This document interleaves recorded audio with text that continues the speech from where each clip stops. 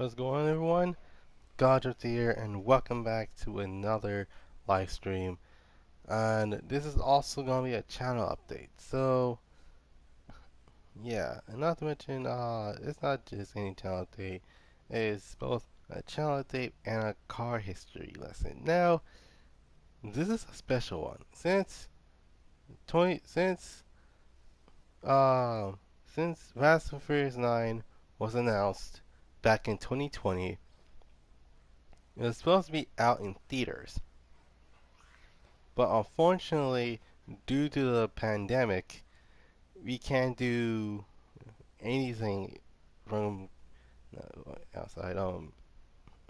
Since the pandemic, um, a lot of the movies were delayed for like next year or 2 years right after. Um,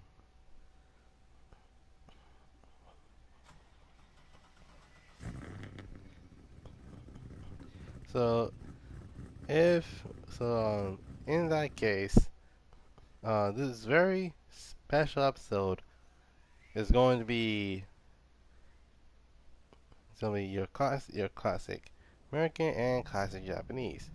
Or as you can see is Dodge and is the overall the Chrysler company, or more specifically a couple of Dodges and a Jeep. And the next segment is going to be basically Toyota's, um, both Toyota 86 and Supra, because because obviously I probably could do them all.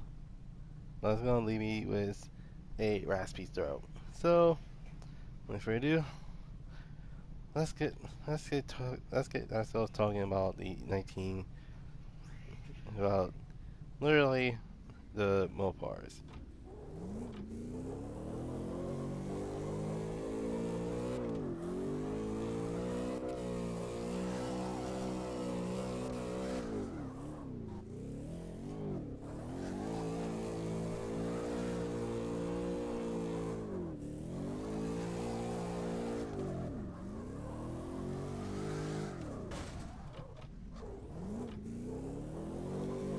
All right. So, what kind of so how how do we start this? Now, the Dodge Motor Company started around the 1900s. To be more specific, it was right it was right before Henry Ford decided to build his own car company known as the Ford Motor Company.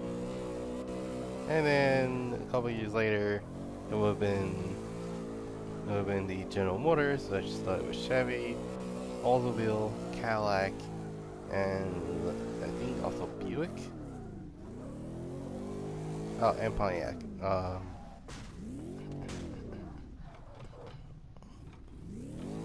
But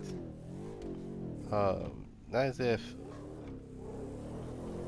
let's see, and that is a giant if they added uh more Chevys like the C8, or like the classic Chevrolets that most people grew up with in the 50s, 60s, and 70s. Anyway, so what's it like? So the main question is, uh, if Dodge deserved the criticism they gave them? And the answer is, might surprise you. So, anyways, it's 1960s, and you wanted, and you're also a rival of Ford. And what do? Hmm.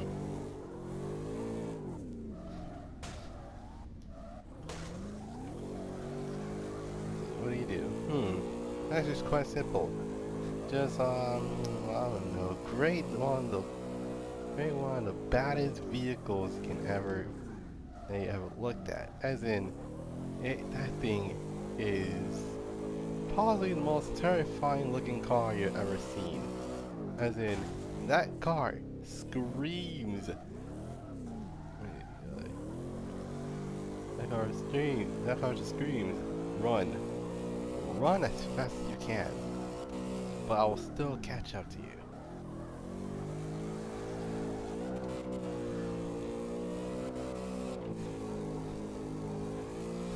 But the funny thing is, the fact that, well, and although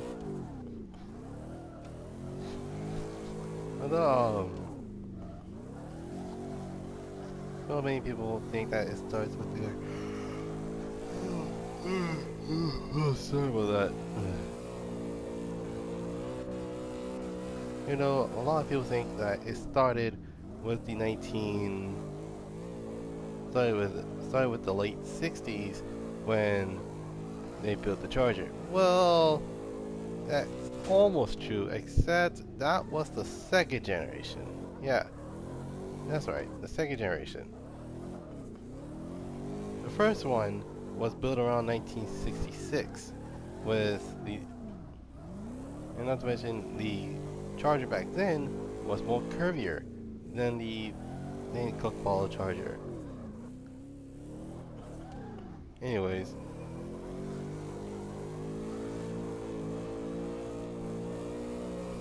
the second generation didn't come out until 1968, which came out with the Coke Bottle design, and it also had a couple of variants, and also, not to mention, it may or may not have redesigned it too, and we probably didn't have really with the reasons most people didn't know.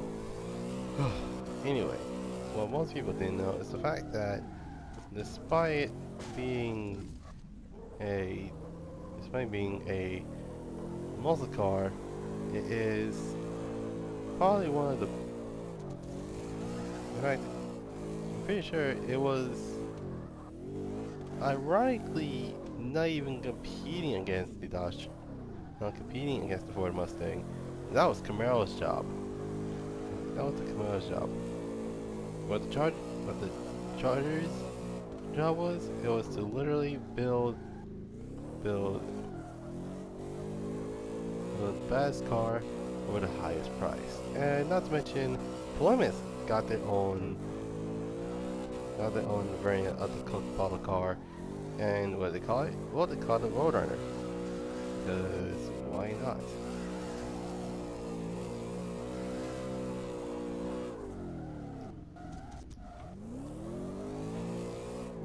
Now, like the Plymouth Cuda and the Dodge Challenger, the Dodge Charger and the Roadrunner share similar parts, but the only difference being is being designed is actually been designed by two different people. Alright, I'm gonna give an example. You might want to hear about this. Alright, so if you put so for the Charger, they went with a full-on split grille design in the 1969 model, while the 1969 Roadrunner has this cross grille that would have been implemented throughout the years to come. Anyways, that's not, I wasn't paying attention.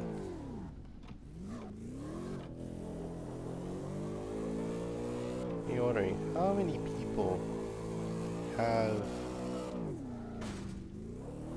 people have got their hands on a Dodge Charger or two? Well, plenty. Well, unfortunately, due to the fact that Dodge Chargers don't last long and don't last very long in terms of the NASCAR season, they were going out of business, and they almost did run out. They almost literally did almost run out of business.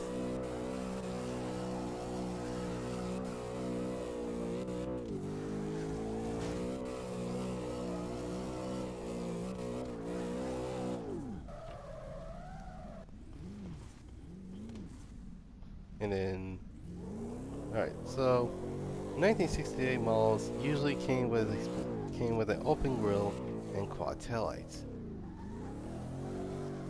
1960 model, on the other hand, is different because it uses a split grille, but the taillights are long.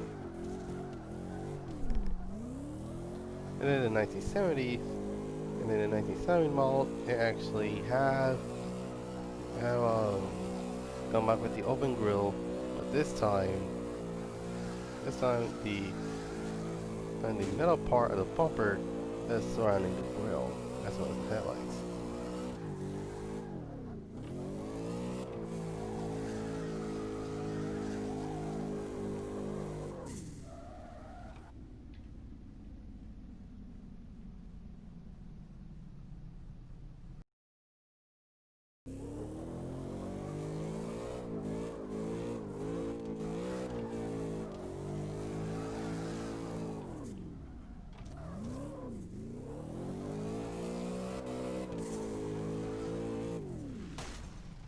Hmm. Well then.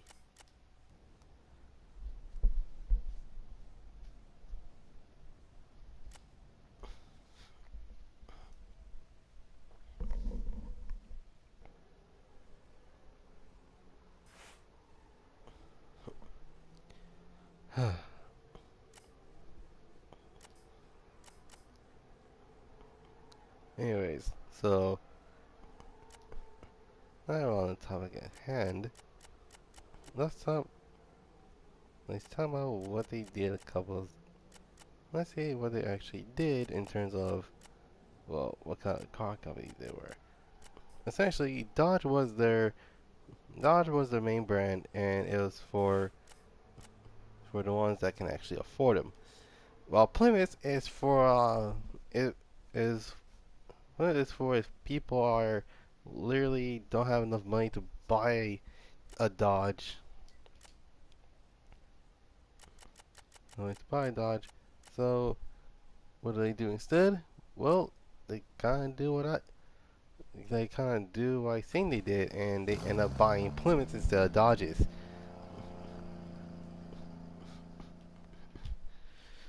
Anyways, the 70s was a great year for the muscle car, as in second generation Camaros, the Ford Mustang got redesigned, the let's see, the Cuda was born, the Nova got redesigned, and many more cars got an all redesign. It's until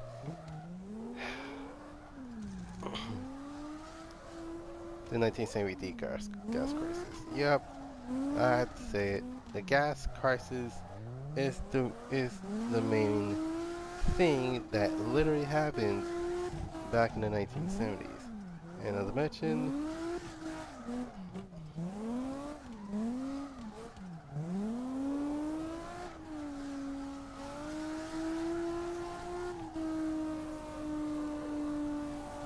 these tough things usually happen because of big V8s that was drinking up gas like it was drinking up cool. Uh, big old giant engines that over 420, over 400 cubic inches, drinking up gasoline like it was water. And they were about to run out eventually, which unfortunately they did.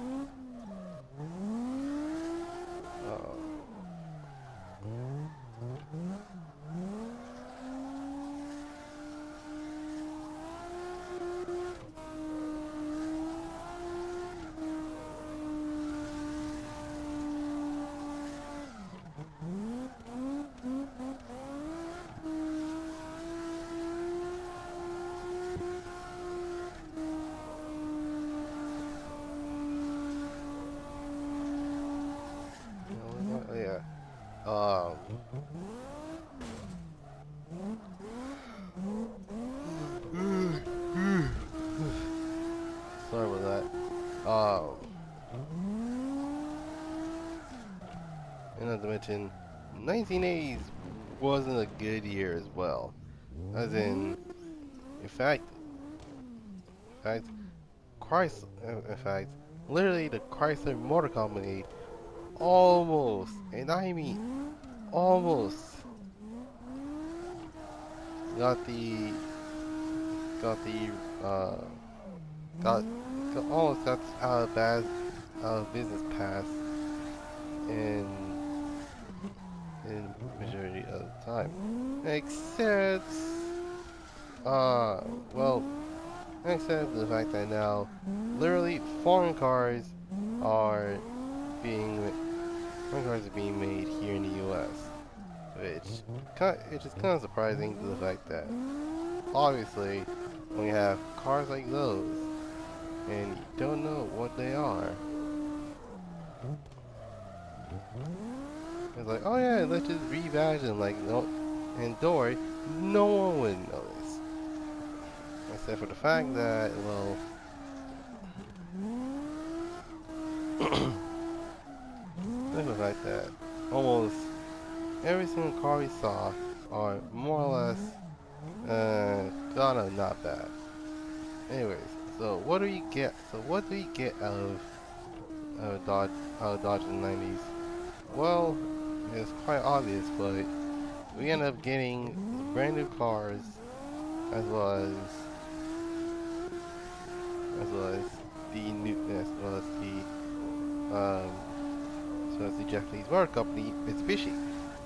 And not to mention Ford team up with Mazda, Chevrolet with Izuku, and Dodge with Mitsubishi. Isuzu, my bad. Anyways, so in terms of 90s cars, what do you get? Well, obviously, we end up getting a variant of the D1000 GT, aka the Dodge Stealth. We got something from the Eclipse, which is a car from Mitsubishi, and last but certainly not least, uh, I know we got a Dodge something, but I can't remember. Anyways, the Dodge Stealth ended up being discontinued for God knows what reasons, and in the first generation of the Eclipse alone, the Laser was discontinued. Yeah, the Plymouth Laser, yeah, that car. It was discontinued right after its first year. Uh, anyways, until the second year, or aka the second generation, the Plymouth Laser sold pretty well, but was discontinued due to the fact that Eagle didn't have a car company to not car company. Eagle didn't have any cars to sell, and the only cars they had was the Laser. No, not the Laser, the Talon. My mistake. And then it was bye bye those two cars, and it's hello Mitsubishi Eclipse. You know, how is Dodge on the other hand? Like, what kind of progress did they make? Well, it's quite obvious, but out of anything, uh,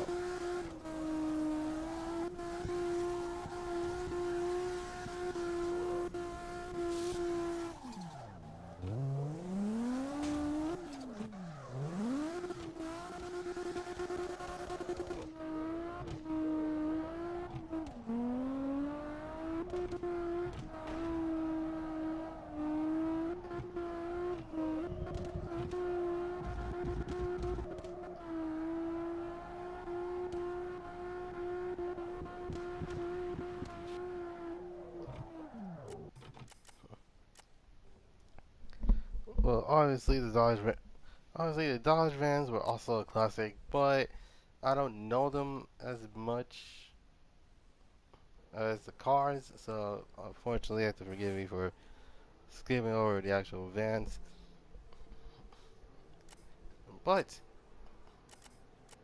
what 90s gained from this, is that not only we got the Dodge Viper, which is our first ever V10 power V10 power sports car, but we were also given uh, well, I guess what were we given? We were given a Dodge Stealth. We were given a Dodge Viper, and in 2009, not 2000, in 1999, the Detroit Auto Show decides that Dodge should make a new Charger, and it has been years since we've seen a Dodge Charger.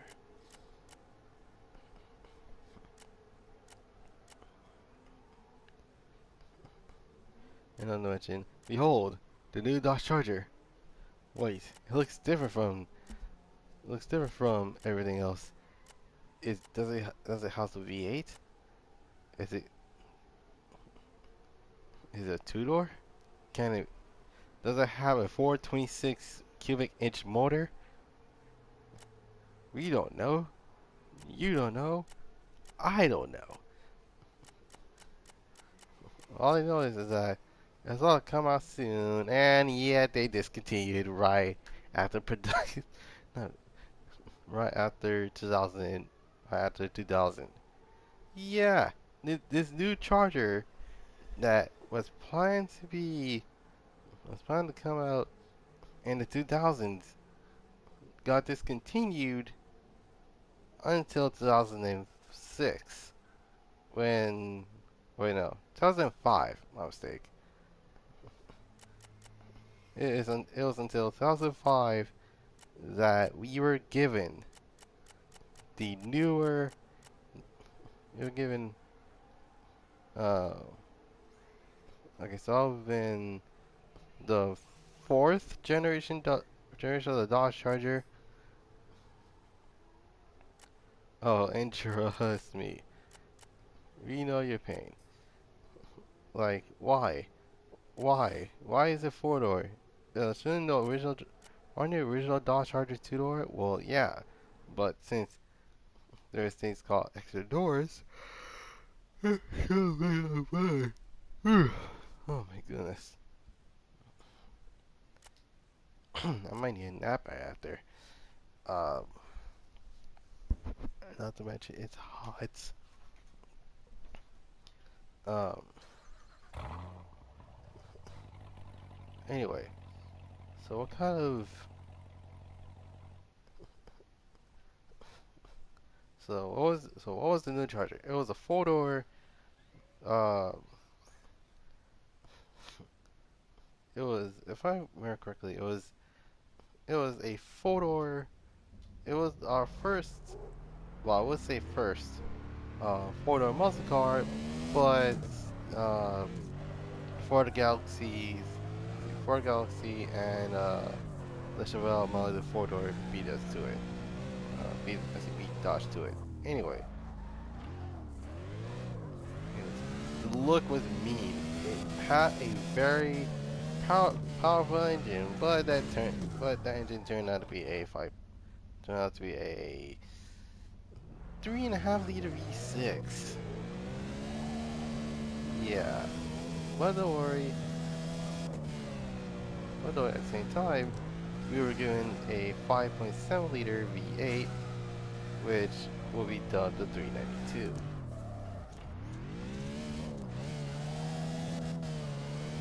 Although it is a Hemi engine, the 392 is a bit more beneficial than anything out here.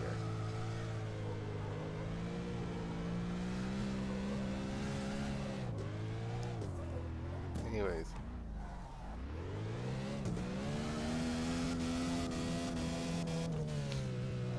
and not to mention, in 2006, at the same time, Dodge was ready to reveal the new Dodge, a two-door muscle car, and it's bigger than me. That's right. The one he only is in the building, aka the Dodge Challenger. Now, little did I know, the Dodge Challenger was being sold alongside the Charger, and that it was a cheaper option than the uh, Dodge Charger.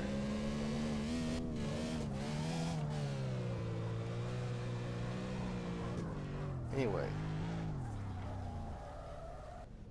but at the same time, the main Dodge vehicles from the 2000s were the Dodge Charger, Dodge Challenger, uh, Dodge Viper, as well as a couple more such as the Avenger and the Caliber.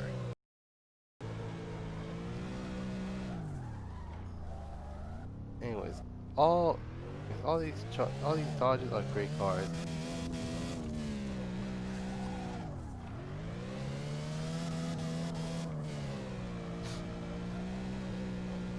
Okay, and then not to mention, right in 2009, the car finally come out to not bad reviews. Yeah, it was kind of like the original, except now the car is heavier. Well, that's not right. Usually, well, it kind of is a stereotype that most cars are. Most cars are literally the weight of boats.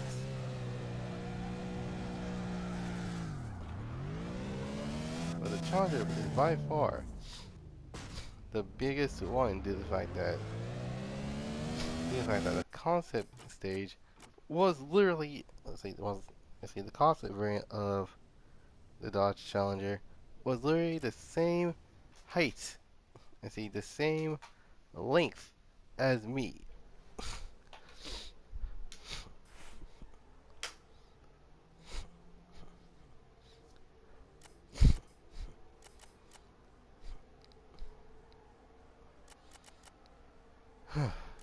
Okay, not to mention,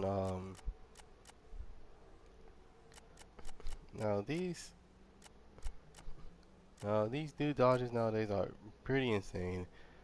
Anyways, let's go on to the next vehicle. Um, Another thing. Wait, well, what about the Viper? Don't worry, the Viper will be there eventually. Anyways, so why the Dodge Viper? Well, let me ask you a question. Why not the Viper? The Viper is probably one of the the biggest changes in the game since the uh, the C8 came out. What does the Viper have? Well, I'll tell you. It's a V10, not just any 10, not just any V10, but a 8-liter V10. And not to mention, that V10 is insanely powerful to the point where we're literally twin turbocharging it may not be enough. And not to mention, it was probably the most powerful cars in Formula D.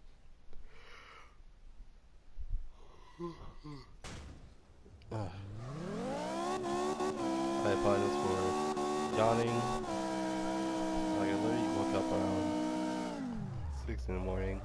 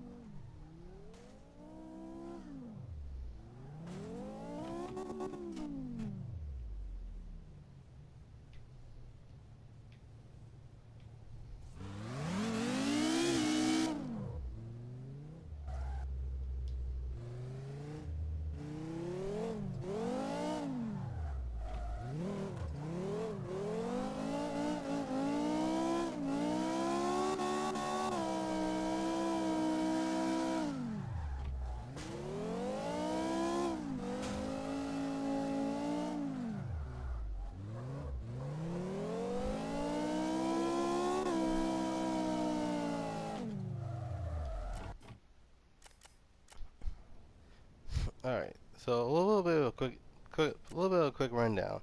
The Dodge Viper was a car that was produced in around the 1990s, all the way around 1990 all the way to 2017. And the reason for that is the fact that they built a new, they built a new, a, you see, they built, you see, the new, let's see, the old quote unquote Dodge Viper building are housing the one that actually wanted to build 8 speeds. Anyway, okay, so right off the bat, we're gonna start with the first Viper, which came out around 1990, all the way to 1988, all the way to 1990.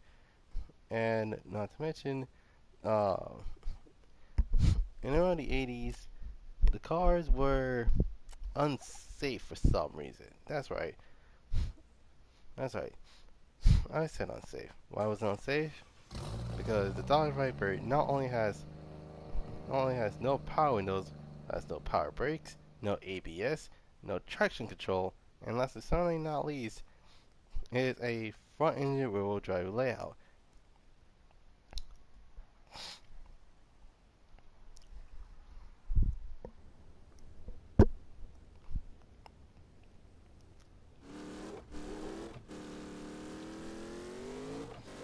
Which for many people would have known that is a bad idea, but a lot of people wanted a Viper, so you can't blame them for wanting one. In fact, even Hulk Hogan has his own variant of the Dodge Charger. Not Dodge Charger, Dodge Viper, my mistake. Anyway.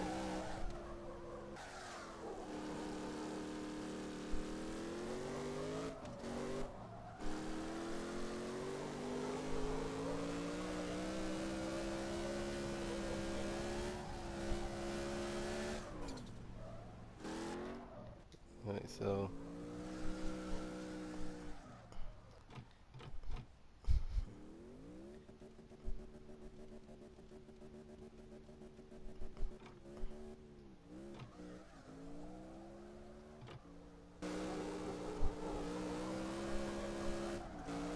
anyways, what is it about Dodge Viper? Oh my goodness. Anyway. Oh crap. So what makes the Dodge Viper special? Well, it's the fact that there's only 5 generations of it. Then, dead serious. There are 5 generations. Anyways, let's start with the first gen, which came out around 1988 all the way to 1990.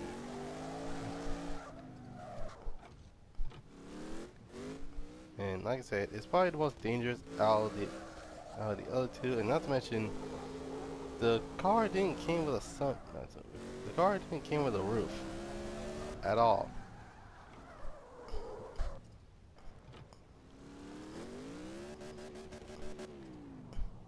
Anyways, anyway,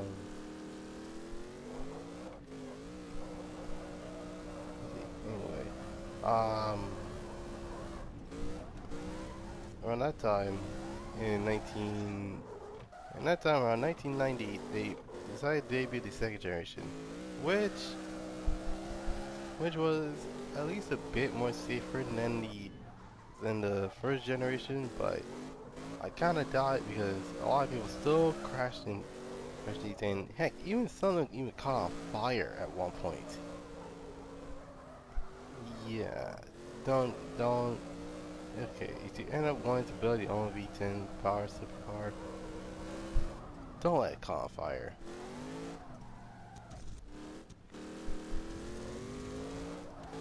Anyways.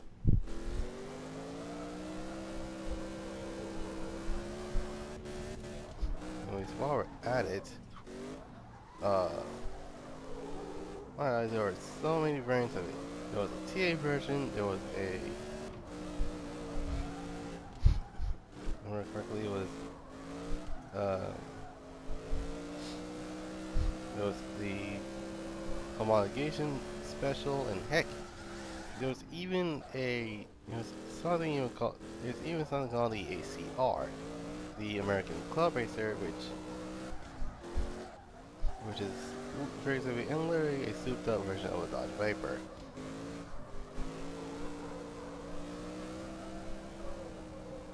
So how do they? So now here's the question for you: how do you think they ready up the third generation? And by ready up, I mean they rowdied up the entire planet that wanted this Viper so bad. And that Viper was known as the GTSR. Now, for those who do not know what the GTSR is, essentially the GTSR was a concept car that was made around the 2000s. And people eat that up like it was hotcakes. Anyway, while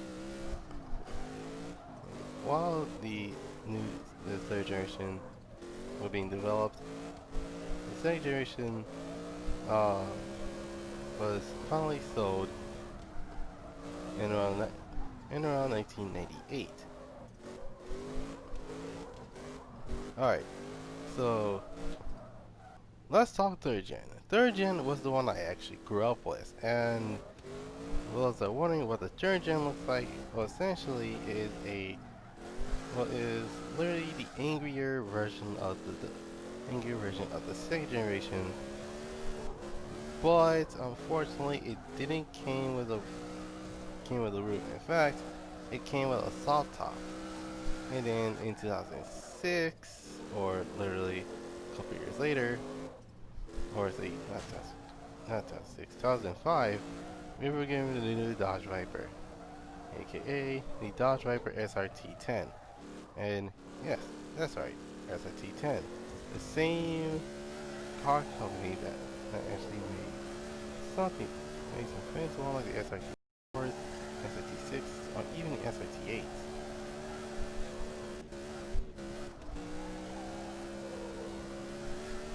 Anyways, these Vipers are probably the least. Like, these Vipers are the least of your worries. Not only that, these Dodge Vipers are literally Dodge demons from the 2000s, but uh, yeah, remember how like you know how wondering how I said it was an 8-liter V10? Well, kind of like because the present gen they house an 8-liter V8. In fact, it housed a 7.5-liter V8. And then third gen comes, it's a full-on it's another full-on ball game, and it didn't do so well in 2005, and it was discontinued from there. Anyway, anyways, in 2006 we were given the Dodge Viper SRT10. To be specific, the blue car with the white stripe.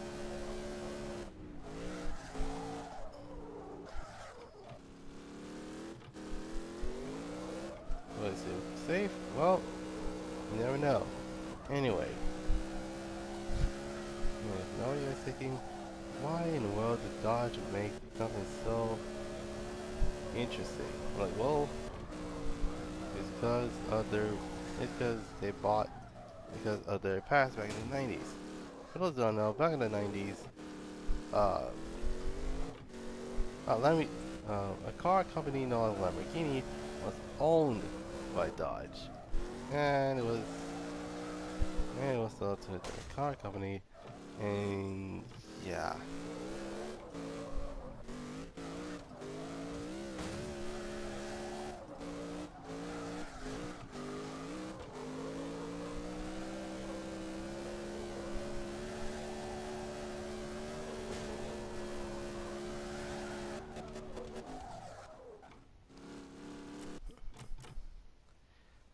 So,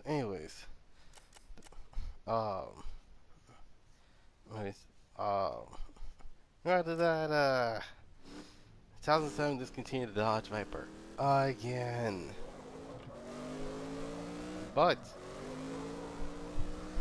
it did return in 2009 with an even angrier looking face and a couple new variants. For example, the first one was the newer Dodge Viper ACR, which actually sounds pretty cool due to the fact that the car is red while everything else is black this with the painted factory color stripe that's attached to.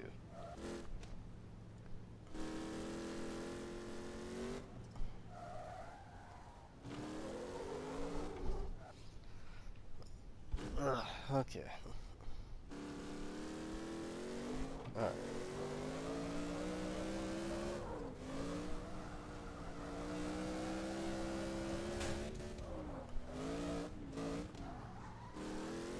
And this is a different brand of the Dodge Viper. It is known, it was known as the final edition Dodge Viper, which came with a skin pattern, a skin pattern two tone with a really awesome gray colors, great color scheme, and it was the final send off. Not back in 2014. They had, back in back in 2010. They decided to think, you know what?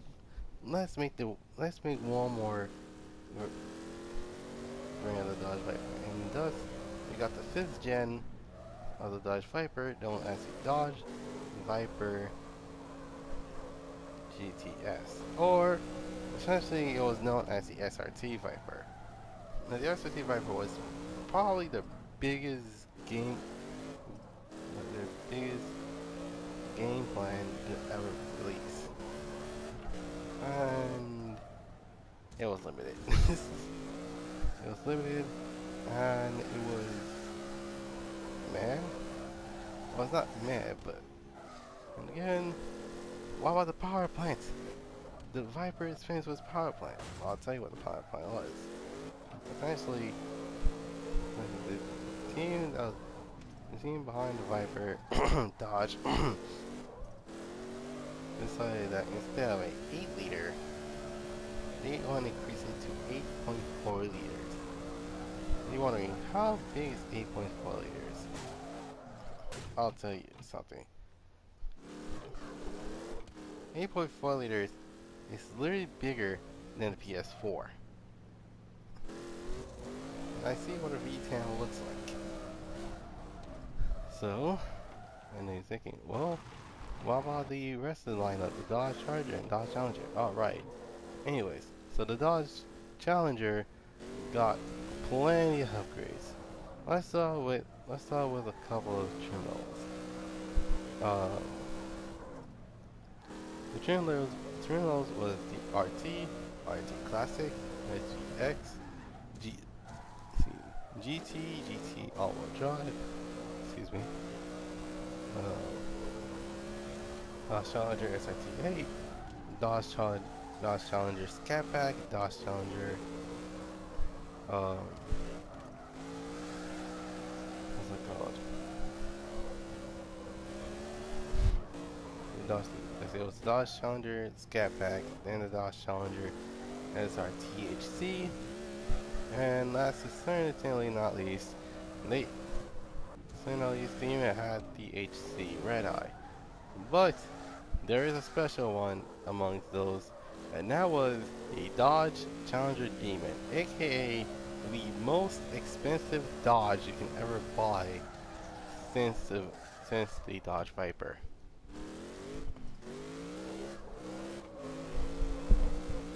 Well, what about the Charger? Well, the Charger got the same thing, except for the Demon treatment.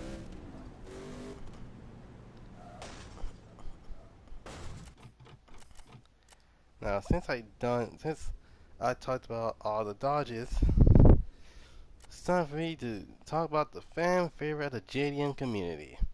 the Toyota Supra. So, where did the Toyota Supra came from? The Toyota Supra came from the trim level that was for the Celica. The Celica Supra, or basically the Mark II, was the first ever one that got famous. And by famous, I mean it got infamous to the fact that people cannot even fix those cars, except for a few people. Anyway, so what is it that makes it unique? Well, let's start off with the. My goodness. Okay, what was I? Oh yeah, let's start with the. Okay, let's start with the one that started it all, aka this thing, the Toyota Celica GT4.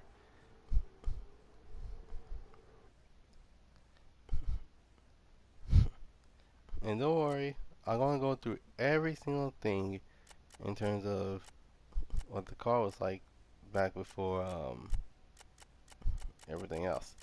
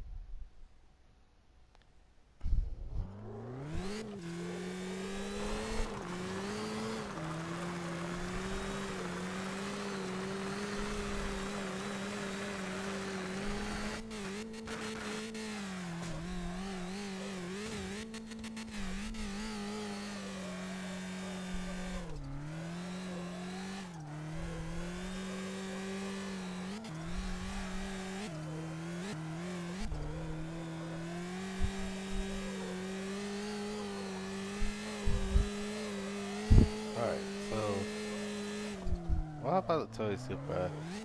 Not Toyota Supra.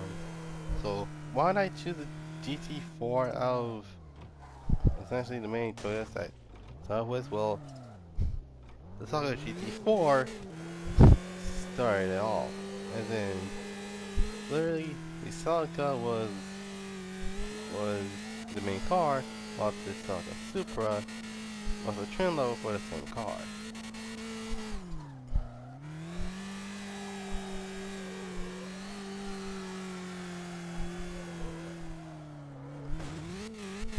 I may not know much, but I do know is the fact that most of these people don't know how to say their chassis, so they decided to go by their mark.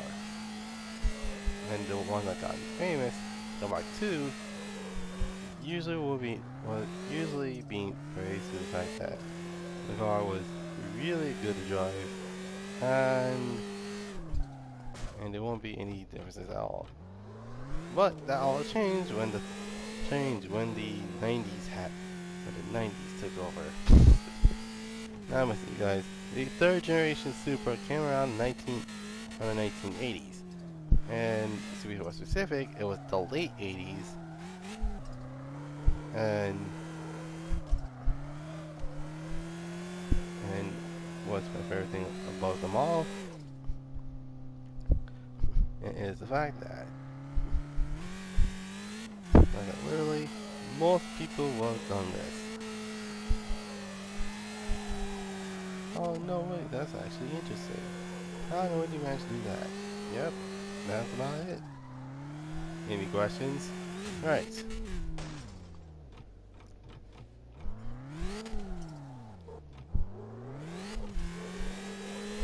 Anyways, the third generation Supra had it rough, as in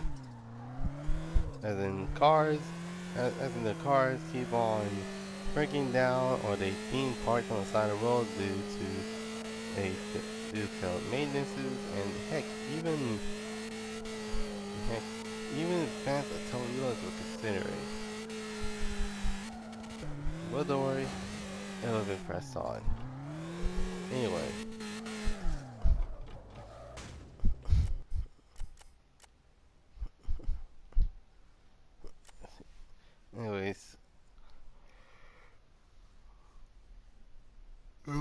For the third gen, there would be a thing called the 1J motor. Now the 1J was a 3 liter, not 3 liter. It was a 2.5 liter turbocharged inline six, and it just rocked everybody's world.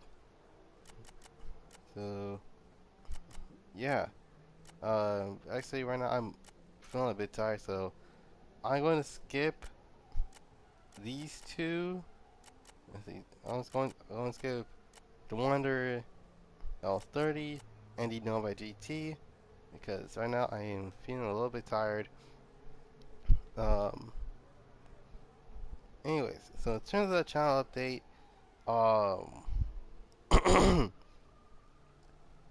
sorry about that. Anyways, so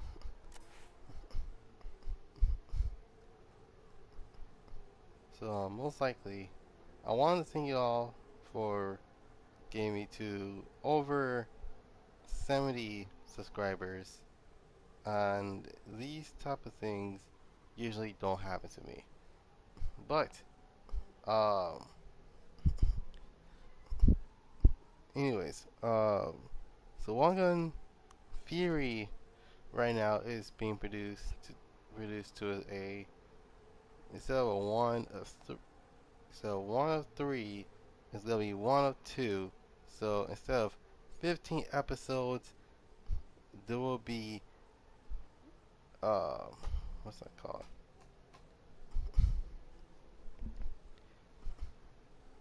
Going so instead of 15, it will have been let's see, put one, put two, put one, put two, put one, put two. Let's see.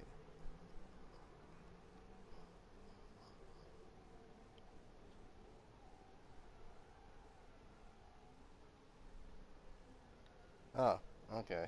So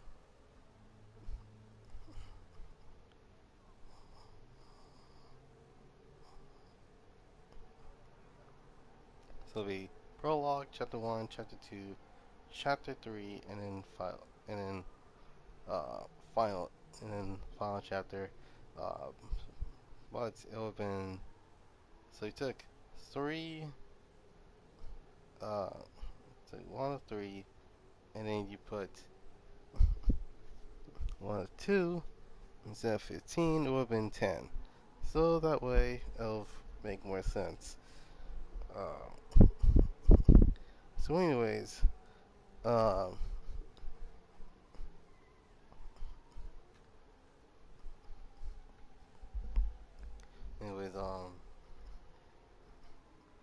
right now I actually want to work on a web comic. Yeah, but I want mine to be unique.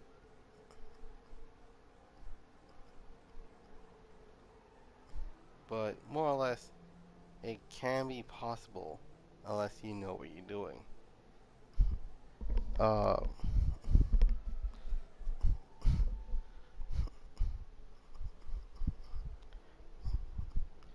anyways, I also want to take the time to announce what I'm gonna do with the channel moving forward. I'm still doing live streams, and not to mention, I'm still making videos. If you, even though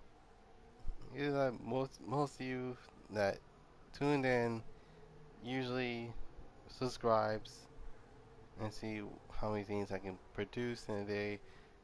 For example, I can only produce 2 in a day,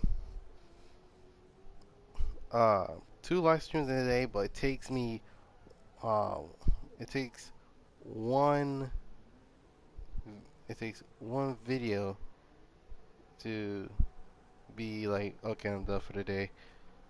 So, for example, the first episode of Wong and Fury, it took me 36 hours. Um, so yes, I was legit working on the episode, and I took a break, then went back to the episode, and then not to mention it's because there was so much dialogue. and I'm pretty sure it would have been best if I used speech bubbles instead of, put context on what I want to do. Somehow these things are just making sense at all. Anyways, uh, I'm going. Okay, so most likely I can actually tell you what the backgrounds to one of the drivers. Um, because obviously, uh, he is a he is the main character. I might as well tell you about him. So Ryotaro, Ryotaro was a high racer in Osaka that usually drives around in yellow FD. Now, the yellow FD was known as Osaka's FD, a very powerful 3-liter 4-rotor that produced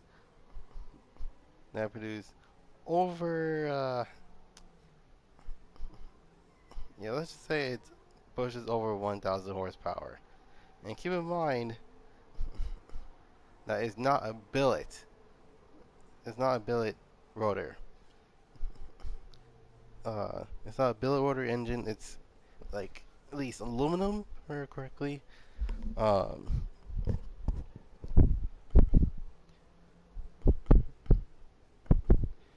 so literally, it has a powerful engine of a 77B, but it has the reliability of the Mazda Speed 3. So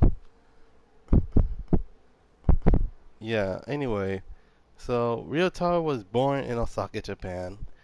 To to to two parents actually. See, two parents. One of them was a former rally driver, while the other, well, let's see, the father there was a retired uh was a tired rally driver, while his mother was a what's that called? Uh, Right, she is a movie director. While while in childhood, and as not to mention, he has he has two older sisters and an older brother, and he had a love of cars ever since he was little. But what but but then again, he was a prodigy. He was winning go-kart races like it was no one's businesses. It was no one's business. Um,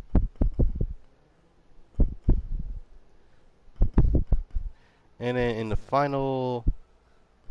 day of day of the go-kart racing, he got into a accident that retired him from his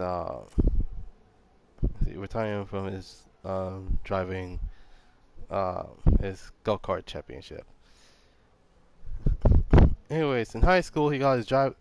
In high school he got his driver's license in the proper age of 16, and he ended up with his first car, his first car being a Nissan S14 with an RB20 motor, which produced no more or less than 200 horsepower, and that is with a turbo attached to it.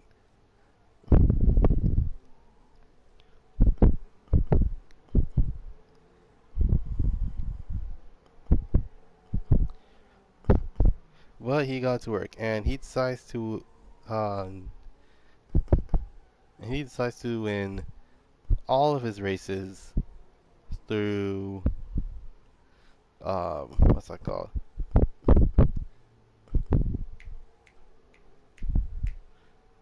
Man, what was I saying? Oh yeah, um, he was he was only an amateur when he started racing on the highway.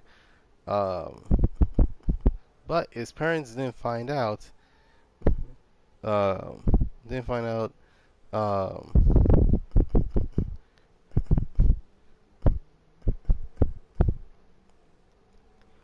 I said, yeah, he didn't. They didn't find out that Ryotaro was actually racing. But guess what? He, his parents didn't know. His older brother does, which is quite surprising to the fact that him and Ryotaro don't talk to each other as much. And most like he tell him these specific words: if you want to broaden your horizon, go to a different country and race there.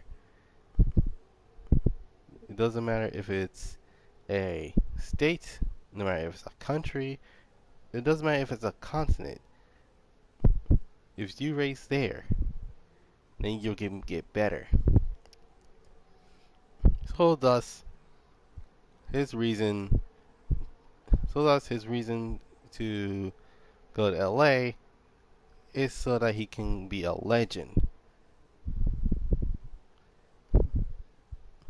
And that's about it. Um, so like I said, um, it's gonna be a point 0.5, and it's gonna be about these specific two: the Mark IV, which is my Ridox Supra, and the Nomai GT, which is my wide-bodied Mark V Supra.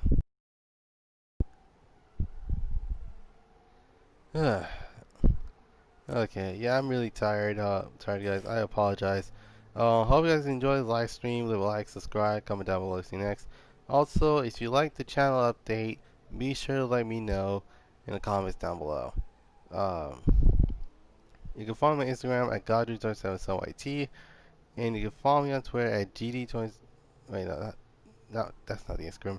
Um, my Instagram is at Goddrifter247sun. And my Twitter is at GD247S at Goddrifter247sun. Uh, and last but not least, I got a Discord. It is known as Goddrifter247sun Garage Museum. And last but certainly not least, be sure to check out my new series, Wagon Fury. It is a really interesting tale about the street racing scene back in 2015. So, with that out of the way, hope you guys